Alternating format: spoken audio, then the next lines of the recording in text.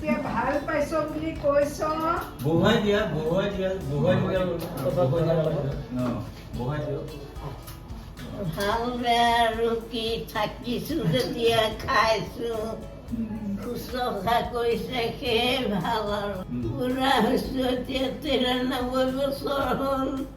মানে আমি নগাঁও পাথৰিৰ পৰা আহিছোঁ, নগাঁও জিলা পাথৰিৰ পৰা। পাথৰিত মোৰ ঘৰ, মোৰ মাৰ বয়স 93, মাৰ ভৰিটো ভাগিছিলে।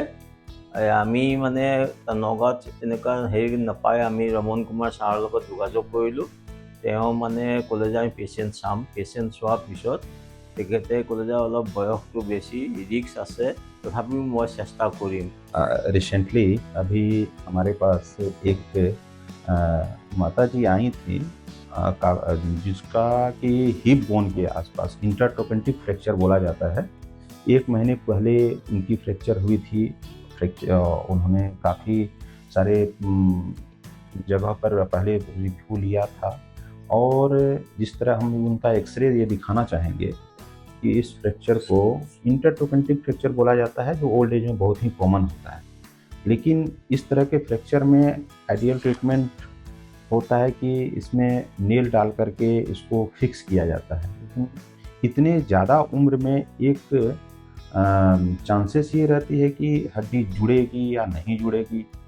तो वैसे सिचुएशन में और पेशेंट के जो अटेंडेंट हैं वो काफ़ी इस बारे में चिंतित थे कि बिना ऑपरेशन का ठीक किया जाना चाहिए, बिना ऑपरेशन का हो सकता है या नहीं हो सकता है।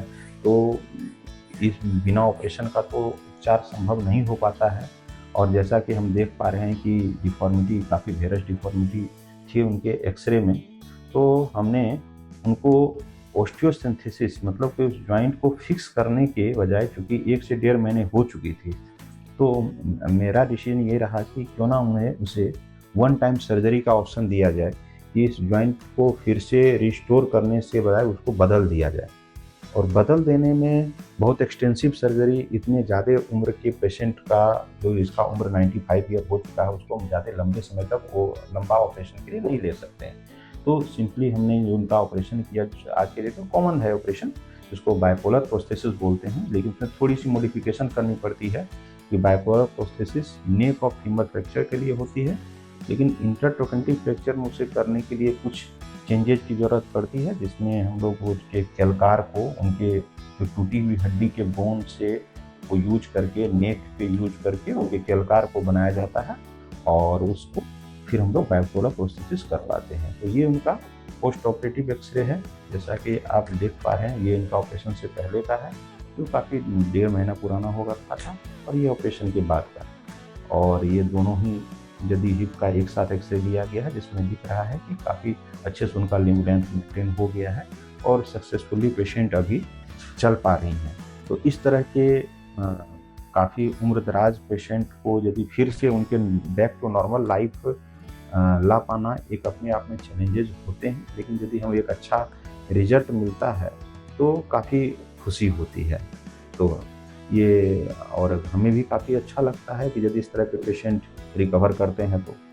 তেখেতে সেইমতে মানে ভগৱানৰ কৃপাত অপাৰেশ্যনটো কৰিলে। মায়ে 22 তাৰিখে অপাৰেশ্যন কৰিলে, কৰি পেলাই মায়ে ধৰক 24 তাৰিখৰ পৰা অকণমান খোজ কঢ়াইছে। 3 দিন খোজ কঢ়ালে, কঢ়াই পেলাই আজি আমাক ৰিলিজ দিলে। আমি ইয়াতে থাকি পেলাই এইকেইদিন ইয়াৰ ষ্টাফ, নাৰ্ছ সকলোকে বহুত ভাল পাইছে আৰু তেওঁলোকে বহুত মানে আমাক হেৰি কৰিছে, শুশ্ৰূষা কৰিছে মাইক বিশেষকৈ। আৰু সকলোৱে ঔষধ পাতি টাইমলি, ডক্টৰসকলেও টাইমলি আহিছে। মানে মাইক যিখিনি অসুবিধা পাই আছে সকলোখিনি চাৰিওফালৰ পৰা চাই কিয়ৰ কৰি দিছে। মোৰ ক'বলৈ ইমানেই।